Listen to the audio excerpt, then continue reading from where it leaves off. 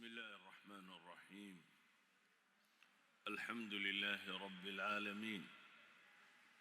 صلى الله على نبينا محمد وعلى آله وصحبه وسلم تسليما كثيرا.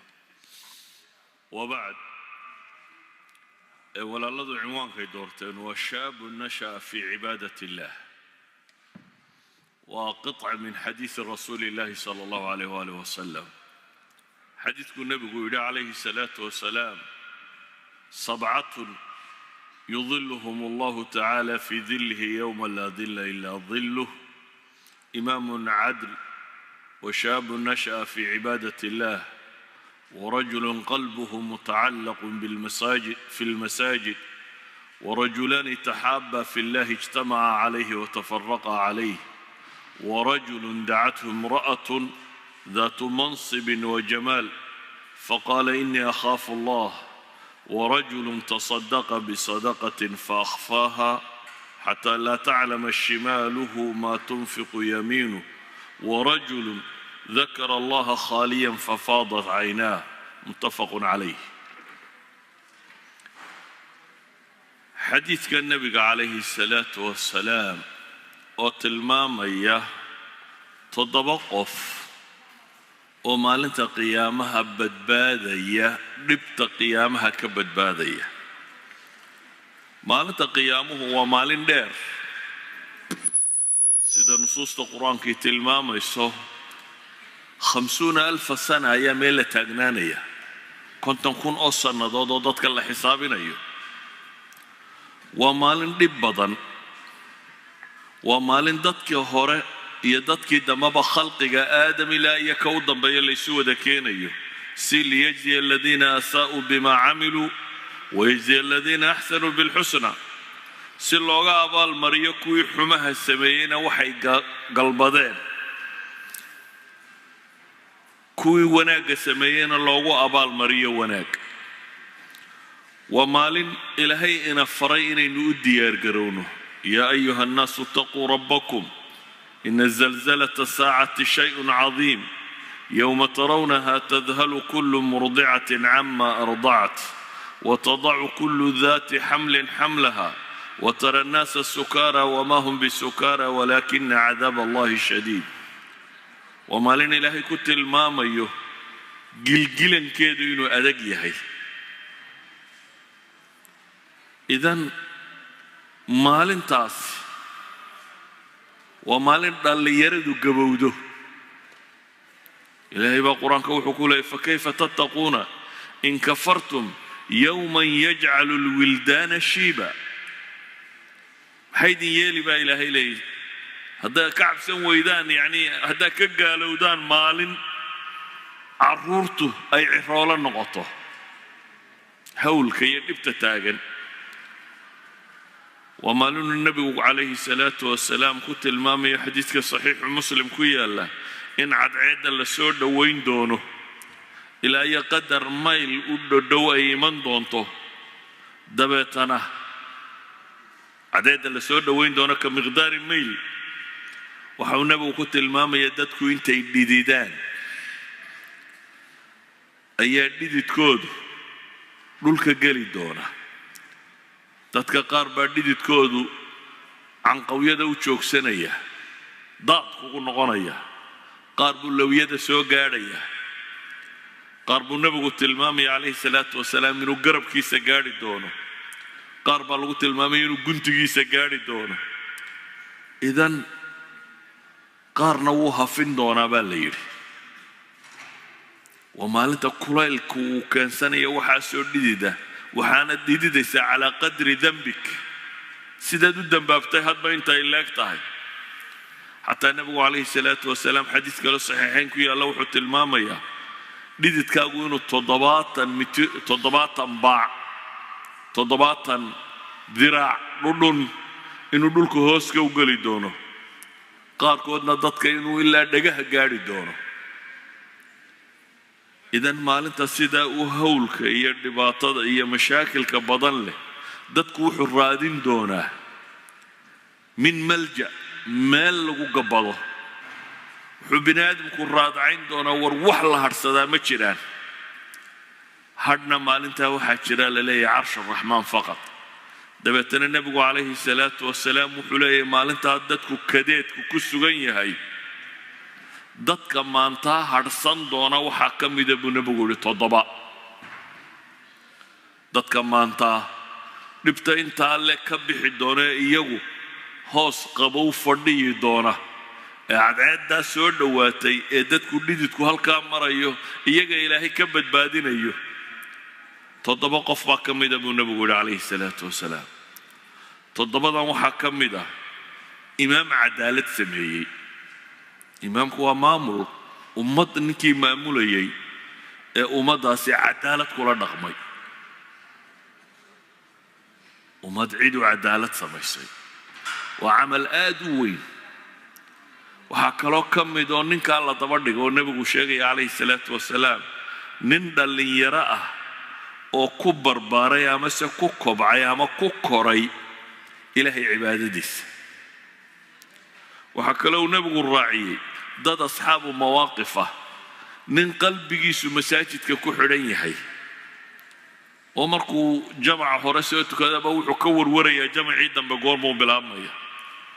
wuxuu kaloo nebigu tilmaamay 2 ilaahay dartiisu jecel oo diin iyo mabaadi'i walaalaysay isuna keentay kuna kala taga waxa uu nebigu kaloo tilmaamay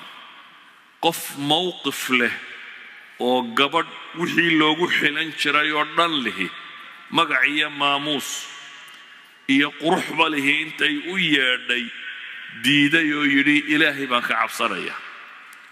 wuxuu kaloo nebigu tilmaamay qof keligii ilaahay intuu isu taagay ilmeeyey cabsi daraaddeed waxaa kaloo nebigu tilmaamay mid waxay midigtiisu bixiso bidixdiisu aanay ka warqabin waxa midigtiisu bixiso bidixdiisu aanay ka warqabin haddaba inagu xadiidkan hal qodob baa cinwaanka inoogu jira shaabun nasha'a fii cibaadati illah dhallinyaro ku kortay ilaahay cibaadadiisa riwaayo kale oo saciid ibnu mansuur uu sunankiisa ku soo saaray alxaafid ibnu xajarna uu ku leeyahay isnaadkiisu waa xasan ayaa salmaan alfarisi wuxuu soo aroorinayaa inuu nebigu yidhi calayhi salaatu wasalaam warajulun afnaa shabaabahu wanashaatahu fii cibaadati illah nin dhallinyaro ah oo ku bixiyo ku mariyey dhallinyaronimadiisii iyo firfircoonidiisii ilaahay cibaadadiisa ayuha alxiba horta dhallinyaronimadu waa nicma nimco inay tahay waxaad ku garanaysaa waxaa la yidhi ahlu jannuhu da'da loo doortay waa inay dhallinyaro noqdaan jannada marka la galo da'da jannada lagu joogaya waa da' dhallinyaronimo ina lakum an tashubbuu falaa tahramuu abada buu nebigu yidhi calayhi salaatu wasalaam waxaa lagu odhanayaa kuwaasi dhallinyara ahaanaysaana weligiin gaboobi maysaan carruurnimaduna waa ciil laga koro waayeelnimada dambena waa cajsi iyo daal iyo dhib badan tahay inta dhexe ee dhallinyaronimada lagu tilmaamo intay ku dhammaataa dhallinyaradu waa iska mas'ala khilaafiya laakiin horta waxaa la hubaa 22 ilaa 30 inuu nin dhallinyaro ah yahay da'daas oo ah da'da ahlu jannaah waa da' xoog badan waa da' marka uu fakaraya ra'yigiisa caadiga geeridu ay la fogtay ninka weyne hadduu in yar yara xanuunsado wuxuu is yidhaahdaa wartalow matii ay kaaga dhammaanaysayba laakiin ninka dhallinyarada ahi wuxuu iska rumaysay inuu berri ka kacayo ninka da'dahay dhakhtarka markuu tago ballanku ma dhammaado 3 bilood dambe ilaa lama bogsadabay mar haddaad daayaha qaar gaadho soo noqodaasu ma iskaga jiraysaa ninka dhallinyaradii laakiin wuxuu rumaysan yahay hadduu 2 goor ku noqdo kara dhakhtarba maaha waayo wuxuu rajaynayaa markiiba inuu isagu fidh yidhaahdo oo boodo marka waa nin amalku nolosha ka qabaa dheer yahay dhallinyaradu waa nimay geeridu la durugsan tahay ninka dhallinyarada ahi waa nin muqhriyaadku waxyaabaha bini aadamka lumiya ay ku xeeran yihiin siiba casriga kan ninka dhallinyaradii inta badan waa nin jidh ahaan caafimaad qaba nin iyo gabadh kuu doonaba ha noqdo waa qof jidh ahaan caafimaad qaba waa qof waxyaabaha keenaya lahwigu ay agtiisa ku badan yihiin ninka dhallinyarada ah ama gabadha dhallinyarada waa qof aan tajribo lahayn qofku markuu da' gaadho experience wax badan buu kordhiyaa wax badan buu ka gaabsadaa khibradu haya daraaddeed laakiin ninka dhallinyaradii wax kasta waad ka boodi kartaa iyo waad saxi kartaa buu isleeyahay experience-kaasi ma leh uu naftiisa ama hawadiisa ku kontrooli karo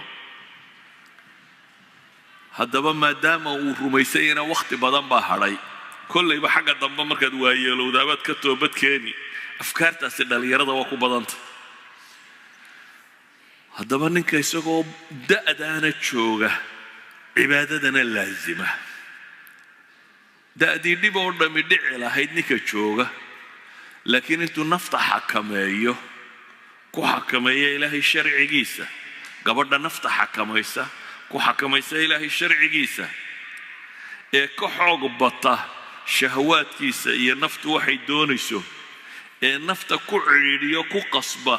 ilaahay cibaadadiisa inay ku sugnaato ninkaasi wuxuu ka mid yahay ama gabadhaasi waxay ka mid tahay dadka uu nebi maxamed tilmaamaya calayhi salaatu wasalaam maalinta la kadeedan yahay inaanay iyagu kadeedkaasi ku jirin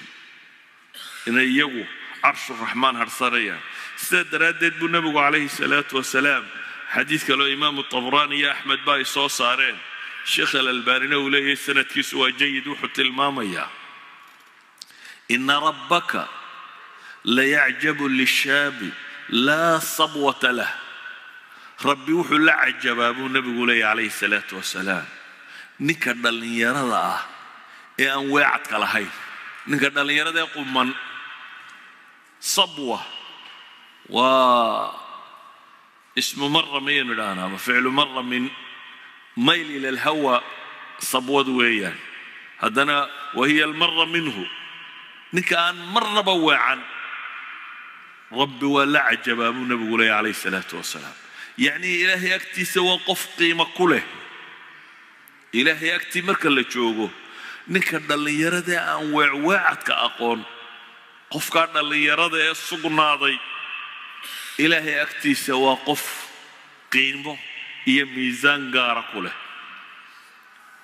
ayuha alaxiba sidaa ogeed baa axaadiis badan aa maqlayseen in badan oo lagaga warramayo aakhiro su'aalaha gaarkee la isweydiinayo waxaa ka mid ah dhallinyaranimadii waxaad ku bixisay wa can shabaabihi fiima afnaah iyadoo cimrigoo dhan lagu weydiiyey ayaa si gaara lagu weydiinaya dhallinyaranimo ilaahayna subxaanahu wa tacaala qur-aankiisa wuxuu ku tilmaamayaa dad uu ammaanayo ayaa la yidhi waa dad dhallinyaro ah ammaan daraaddeed oo waa kuwe waa dhallintii qusuurta kuhuufta ka dooratay guryaha boqortooyada ayay ka baxeen oo waxay doortaan inay god ku noolaadaan liajli inay ilaahaytiisa ilaaliyaan inay cibaadadoodu saxnaato waa suuradda aynu maalin kasta oo jimco akhrino waxaa la rabaa in layna xasuusiyo dadka kan iyo ficladoodii walidaalika baa layna yidhi jimco kasta waxaa sunno ah inaad akhrido suurat lkahf suurat lkahf 4 qiso cajiiba bay ka warramaysaa afartuba ay u baahan yihiin xusuus joogta ah afarta qiso ay markaa ka warramayso waxaa ka mid ah qiso fitnatu dunya oo dhallinyaro ay dhan iska dhigtay innahum fityatun aamanuu birabbihim wazidnaahum hudaa baa ilaahay yidhi waa dhallin rabbigood rumeeyey annanaanu hanuun u kordhinnay baa ilaahay leeyahy subxaanahu wa tacaala sidaa awgeed ayuu nebigu calayhi salaatu wasalaam wuxuu ku boorinayaa dhallinyaronimadu fursad laga haniimaysta inay tahay fursad u baahan haniima laakiin maca alasaf dhallinyartu inta badan fursadaasi cayaar iyo boodbood iyo daawasho iyo wax kale ku lumiyaan nebi moxamedna wuxuu leeyahy war wakhtigaasi calayhi salaatu wasalaam waa wakhti haniimaysi u baahan saa daraaddeed buu nebigu yihi 5 ka haniimayso inta aan shani kuu iman war dhallinyaranimada ka haniimayso ka faa'iidaysa buu nebigu leeyahay inta aan gabogu kuu iman markaad weynaato caqligaagu si fiican buu fakarayaa tajribadii iyo experience-ku wax badan bay kuu sheegayaan laakiin tamartu wax yar bay fulin karaysaa tamartu wax yar ayay fulin karaysaa waxa ballaadhan maskaxdu arki karayso ama ninka dhallinyarada ahi wuxuu doonu fulin karaa saadaradeed uu nabigu leeyahay war intaad dhallinta tahay ka faa'iidee intaanad gaboobin intaad caafimaad qabto ka faa'iidee intaanad bukoonin ninka dhallinyaradii muslim oo caafimaad qaba war waqtiga caafimaad ka faa'iideysa buu nabigu leeyahay intaanad xanuunsanin waqtiga qaninimada غنيغو ما هو قرا مالك طبعا مالك هو كمد لكن عافماتك كمده قناعتك والغني نمدا كفايديسين تانت فقرين وحول بواين فراغدا نينكا دليردا خديدكيسو يري marka aad weynaato xidhiidhka bini'aadamka kugu sii badanaya mas'uuliyadka kugu sii badanaya aabbaad noqon awowbaad noqon adeeraad noqon reer baad uba weynaan tolbaad yeelan doonta adiga kugu soo hirta nolosha waa lagu yeelanaya markaad subaxii soo toosto intaad gurigaaga ka kicin 10 problem oo aan ahayn kuwii adigu aad xalay qorshaysatay inaad qabato ayaa albaabka ku taagan laakiin ninka dhalinyarada ahi waqtigiisa isaga iska leh cid lama laha وسيدو يسقو بلان غريستو no one bother غرينيا عد كلو كاسو دخغليسا ما جرتو سيدا اوغيد بو نبي وحلي عليه الصلاه والسلام ورفراقدا كفايديسو انت عانت مشغول نولش كفايديسو بو نبي ولي انت عانت غيريونين حديث امام الحاكم با ورينيا يا بياقي شيخ الألباني صحيح بقول الماميه haddaan dhallinyaranimada intaa ka tilmaamay waxaan tilmaamaynaa haddaba qaybta aynuu soconno ah shaabun nasha'a fii cibaadati illaah nin dhallinyaro ah oo ku barbaaray amase ku koray amase ku kacaamay ilaahay subxaanahu wa tacaala cibaadadiisa cibaadadaynu ka rabnaa dhallinyaradu waa maxay ma masaajidka fadhfadhiyaba ma waxaynu rabnaa dhallinyaradu intay masaajidda gasho inaanay ka soo bixin maya qofka Soomaaliga inta badan culture-ku wuxuu ina baray mafaahiimta cibaadada aynu haysanaa inay inta badan ku eg tahay salaada iyo quraan akhriska iyo wardiga waa kamid waa cibaadada kuwa waaweyn bay ku jiraan laakiin qasarn intaasaynu ku soo koobnay kamaha ilaahay quraanka wuxuu ku leeyahay qul inna salati wa nusuki ومحياي ومماتي لله رب العالمين لا شريك له وبذلك أمرت وأنا أول المسلمين نبي محمد با إلهي وحكولي عليه الصلاة والسلام وحط الأهضاء أنا الصلاة ضيب وعبادة محضة نص قيب قورعة أما عبادات كورنبا نور الشيدة محياي نور الشيدة دمانتي قيري ديده waxaan u dhimanayay waxaan nafta u bixinayaba dhammaantood ilaahay baa iska leh macnaheedu waa maxay qofka muslimkii nolosha oo dhan cibaado ka dhigi kara hadduu xagga alle ula qastiyo hadduu wixii inxiraafa wixii qallooc iyo dembiya ka ilaaliyo inta kalena uu niyasan kula yimaado waa cibaada نرشيدي وحودا عدنا لا شريك له وبذلك أمرت وأنا من المسلمين وأنا أول المسلمين عدنا إله لو ذات مايو معناه دمحوي أن حديثك كلا روايات كلا قد يسمكوا صار وريقار صحيحين كويالين بل رواية مسلمة متلمام أبي ذربة وحيري نبي عليه الصلاة والسلام صحابة استقار كمدا ويبي waliba waxa la yiraahdaa kuwii aan waxba haysan bay haayeen dabeetana waxay yiraahdeen dhahaba ahlu ad-duthur bil ujur ilaahi rasuulkiisa ajarkiiba waxa la tagay kuwii xoolaha lahaa oo say ula tageen way sheegteen waxay yiraahdeen way tukadaan sidaan u tukanno way soomaan sidaan u soonno dee lacagna way haystaan oo wixii khayr iyo sadaqo oo dhan bay ku bixinayaan lacagtooda dheeraadka anana agtayda lacagtii ma taalo marka waxay leeyihiin nimankana ajarkii iyagaa badsaday xal hala keeno nabigu calayhi salaatu wasalaam wuxuu ku yidhi oo idinku waxaa sadaqadaysataan miyadan haysanin wuxuu barayaa nabigu sadaqadu inaanay maal qura ahayn saa daraaddeed wuxuu yidhi idinku waxaa sadaqadaysataan miyadan haysanin wuxuu nabigu ku yidhi war hadda subxaan allah kastoo aad tidhaahdaan waa sadaqo allahu akbar kastoo aad tidhaahdaan waa sadaqo alxamdu lilah kastoo aad tidhaahdaan waa sadaqo kuwaasi waa dhan oo ninka xoolaha le intuu xoolaha ka shaqaynaya xisaabinaya mashquulsan yahay adigu iska wardiyi kartaa ma intaad meel fadhiisata abad wardiyaysa may adoo shaqadaada haysta adoo beertaada qodayaad subxaan allah iyo alxamdu lilah adaba wadaysa adoo gaadhigaaga wataad subxaan allah iyo alxamdu lilah ada odhanaysaa laakiin inagaa mafhuumka inugu soo koobmay baa wuxuu yihi subxaan allah adiyo waxaa la xasuustaa marka la tukado dadkoo dhami subxaan allah subxaan allah subxaan allah wada odhan waqtigaasaynu xasuusanaa subxaan allahda waxaynu xasuusanaa markaad tidhaahdo wardi war bal tusbixii mee laakiin waxay ahayd qofka muslimka ahi noloshiisa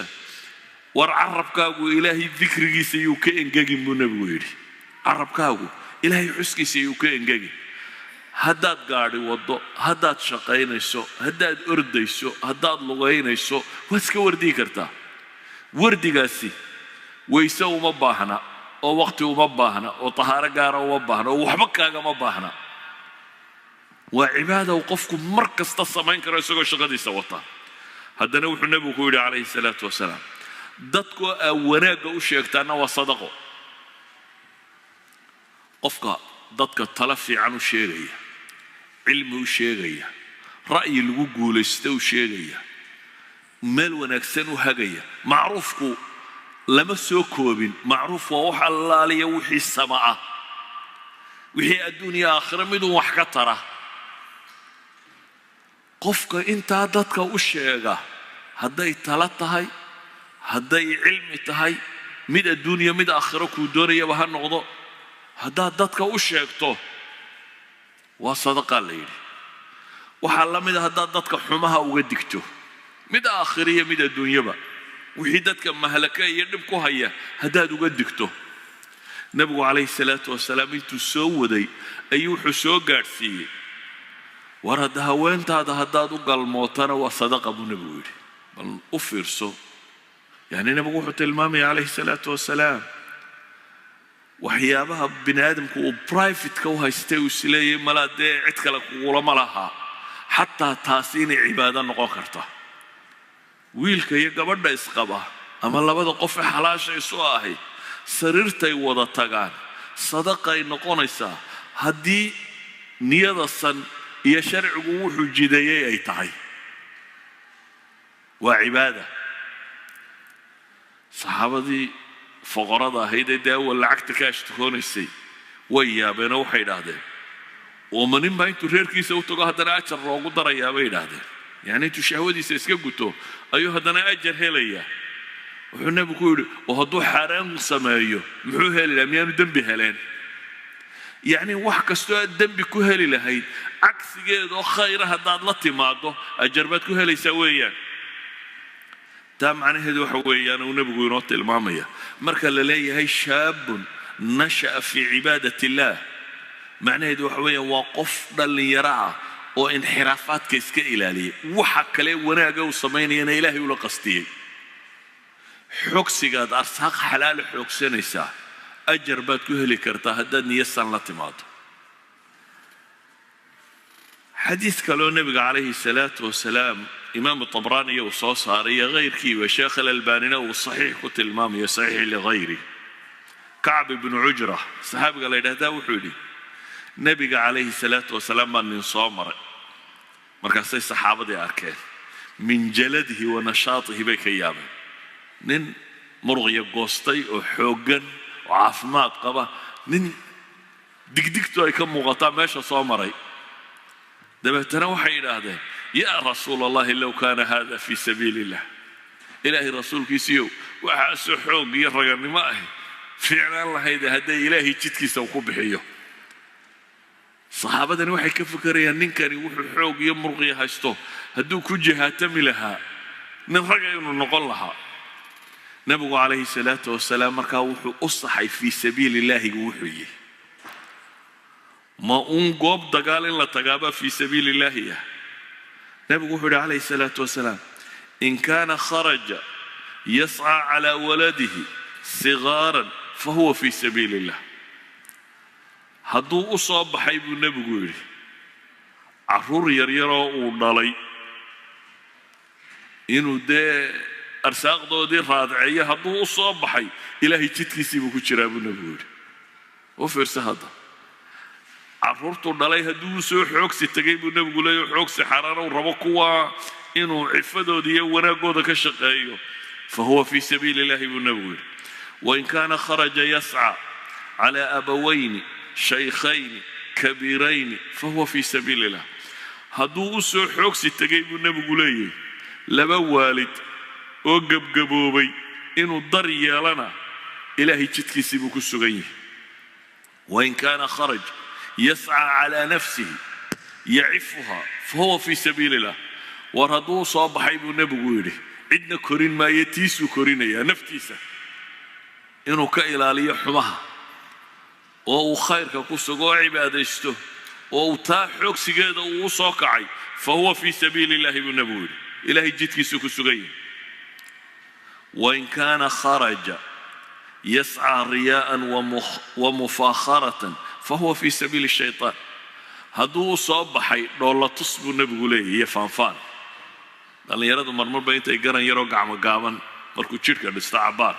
garan yaroo gacmo gaaban xidha iyo surwaal yaroo ku dheggan ayuu meelaha marmaraa isagoo muujinaya sida uu fidka u yahay ama u murqiyo goostay. nebigu markaa wuxuu yidhi hadduu wuxuu u soo baxay ay tahay faanfaan iyo ismuujin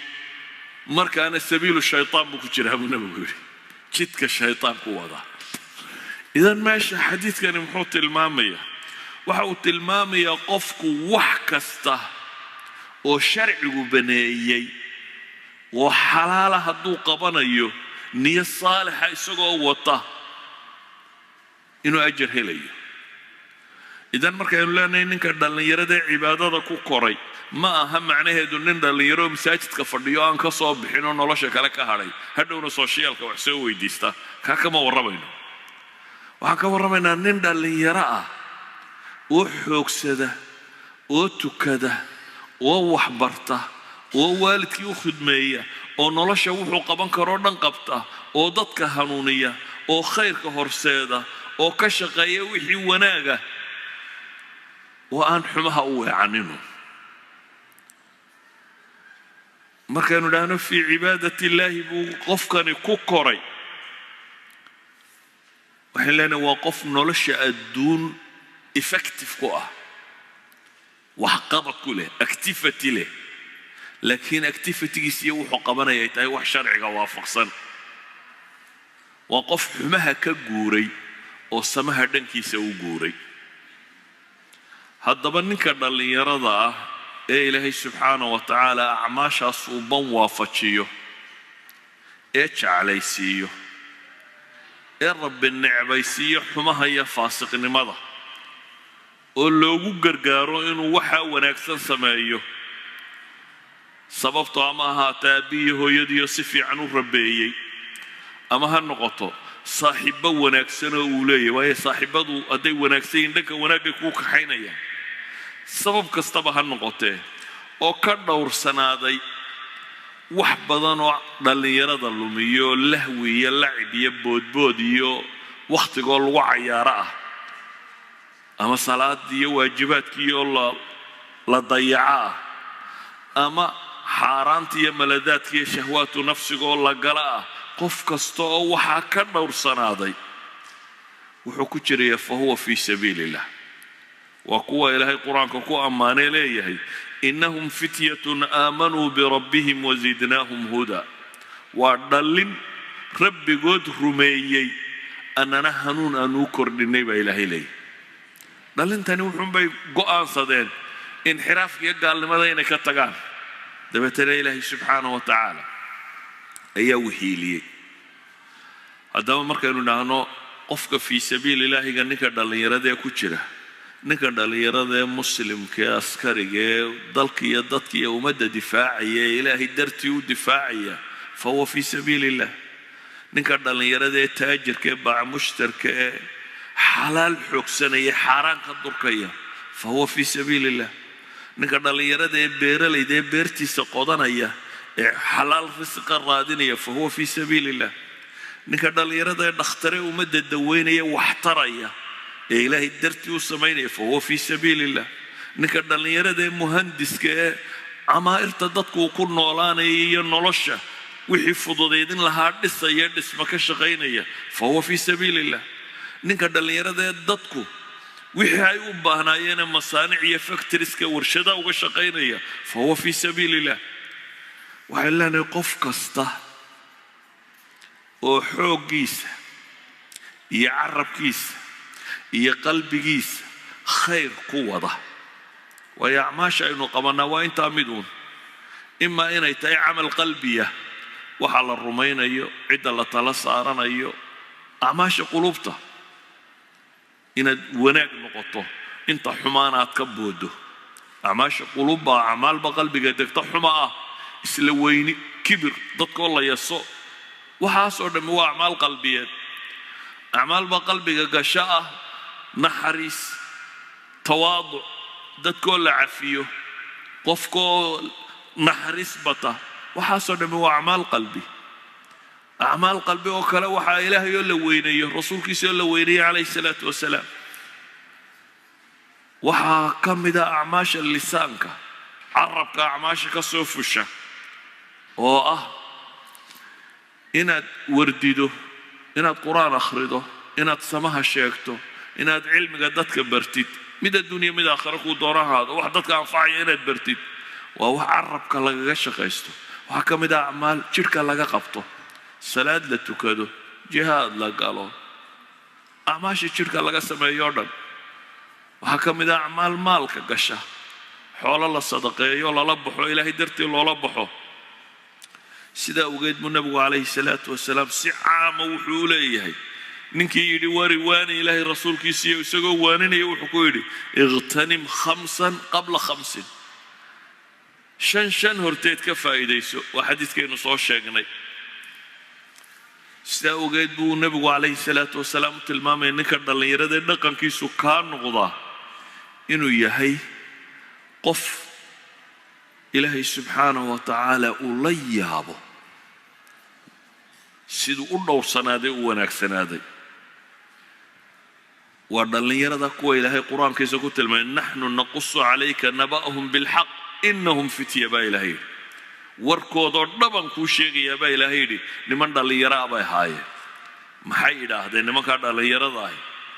faqaaluu rabbuna rabu samaawaati waalardi lan nadcuwa min duunihi ilaaha laqad qulnaa idan shatata. ilaahayna wuxuu ku abaalmariyey fa'wuu ila alkahf yanshur lakum rabbukum min raxmatih wayuhayi' lakum min amrikum mirfaqa. maxaa ka qurux badan dhallinyaranimo iyo cibaado laysla helo? maxaa ka qurux badan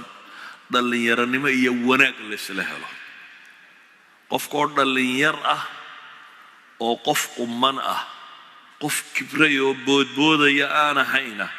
qof xaqa u taagana. nebi ibraahim isagoo dhallinyaraa buu tolkii oo dhan ka hor yimi, asnaamtiiyo waxay caabudayeen. waa kuwii lahaa qaaluu samicnaa fatan yadkuruhum yuqaalu lahu ibraahim. waxaanu maqalnay wiil dhallinyaro asnaamtan iyo waxa kan ka warramaya burburintooda, u badheedhay xataa in la gubo. ilaahayna uu leeyahy waxaanunu qulnaa yaa naaru kunii bardan wa salaaman calaa ibraahim. ayuha alaxiba, xadiidka kani marka uu ka warramayay acmaasha, inta badan acmaasha kale waa la xadiday. 7 la yidhi waxay hadhsanayaan carshuraxmaanka, acmaashooda kuwa kale waa la xadiday. mid cadaalad quraa lagu xadiday, mid dhowrsanaan zina uu ka dhowrsadaa lagu xadiday, mid mowqafa inuu ilmeeyo markuu ilaahay xusayaa lagu xadiday mid waxa lagu xadiday xoolo bixin qura lagu xadiday qaar waxa lagu xadiday jacayl baa lagu xadiday ama markii ninka dhalinyarada laga waramayay xad ba looma yeelin isaga nasha fi cibaadati illaahi baa leeyahay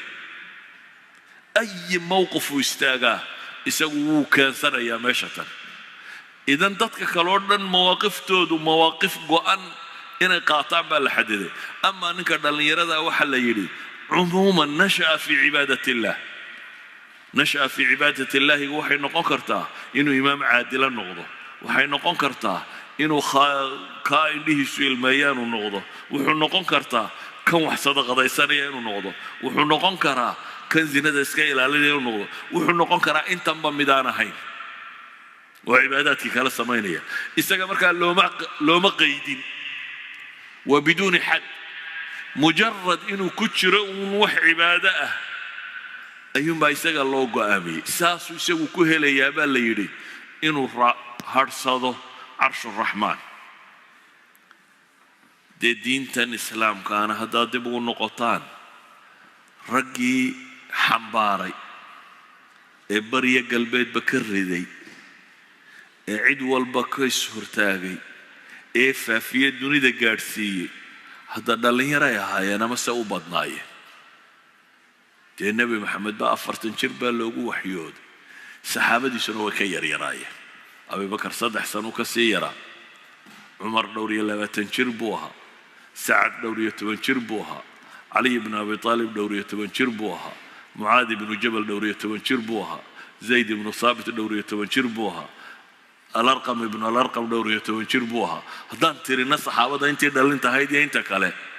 وهرسله واحد بدن أنت دلين تهاي دوري طبعا دوري الله واتن بل وحيرا رجع صدق قاعدة وحيرا أبي بكر يوحوجا يروكله أي صدق جرد سو قاعدة إذا دين تندتك حمباري دلين يرى هاي دلين يرو أيه هاي هديتي وحي القرآن اللي يرى قريسة كتاب القرآن نكي لوح صار ده زيد بن ثابت اللي يرى أبوها لحدين هو قامين يا قرآن كينو قرية كتابك إلا هدان اسبدلين قرآن كودي وكوي الله من اللي يرى أبوها كوي دقال دقالي فقط اللي يرى أبوها هاي كوي وحك استقبني اسمع مني صحابة وحلي واحد شري نمن اللي يراه أو قراء الله يراهضه أو أنت يمادان مالنتينا مساجدك هبينكينا مساجدك شوقة مالنتي وي بحان بيه سوق هنا نودتك مساجدك وصور دقان لسلوغو ويسيستو وي بحان وي سو حابة استان دبتنا وي سو إيبيان حابة دامك إيبيان وحي كهلان بيعنا صوصيان أهل الصفاء مساجدك وكينان حوالي 70 دلين يركم مدا هبينك وعبادي سنيان النبي عليه الصلاة والسلام وحبي كبرنيان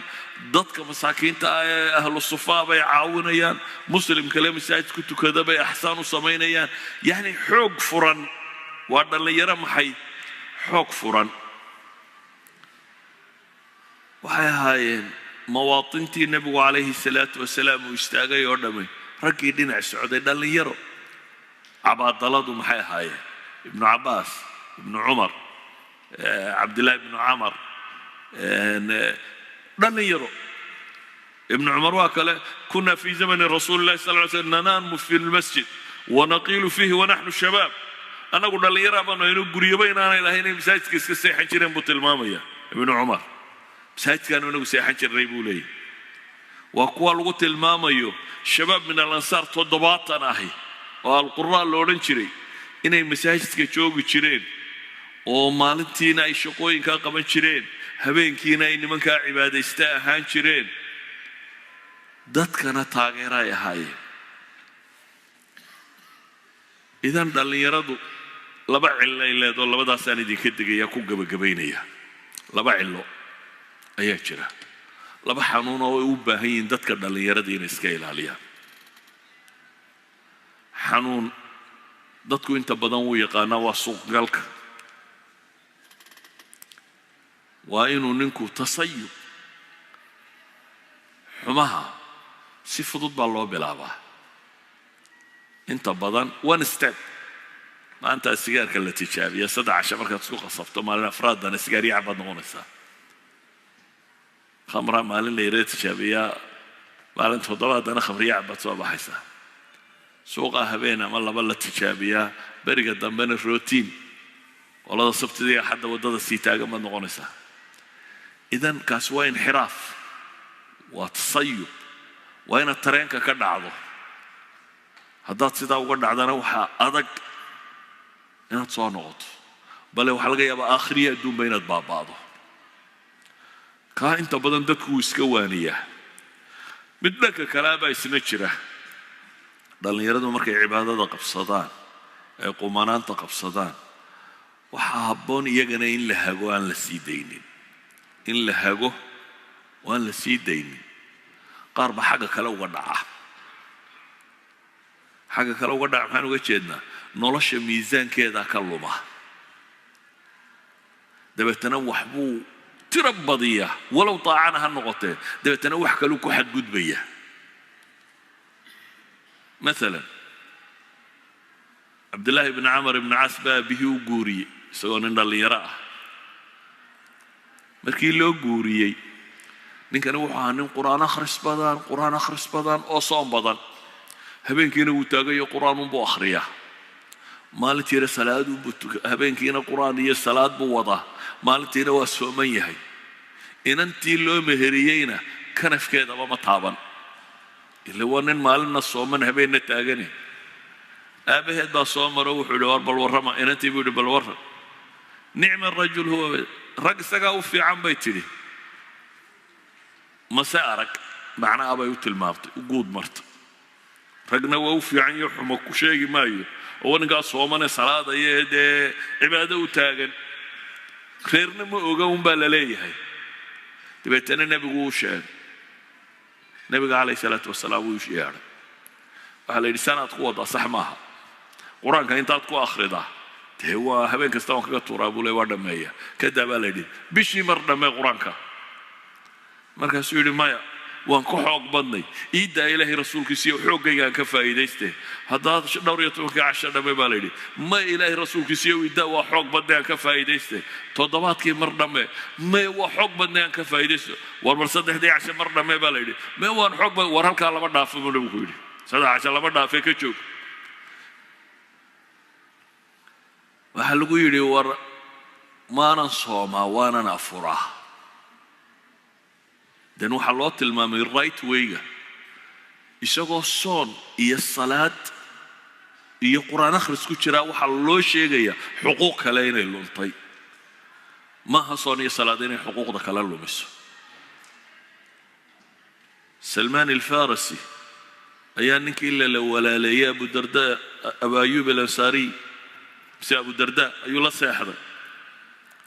habeen buu yimi dabeetana waxaa arkay xaaskiisiiyo Mariya iska kuwii lagu shaqayn jiray iska sidata dee gabadh la qabo baan u ekayn maxaa dhacay buu yidhi waxay tiri walaalka adduunyadan kama leh aakhiru ku mashquulsan iyo meel kale habeenkii wuu la seexdo in yarba markii la jiifuu soo booday saxaabigii dabeetana salaad buu yidhi xidho war seexa buu ku yidhi salaad leyna iska seexo وكعلي أبان مركي لا جوجو سوبود وارساحة بكوير وساحي قردم به أيوة كعيمك ما لا تكاد تبتني بقول ورد جيسو نفط دور حق بيك وقولات يعني كمورن هبين ورد سوتش ده هبين كي نفط والراحة إن إلهي عابد نفط حق بيك وقولات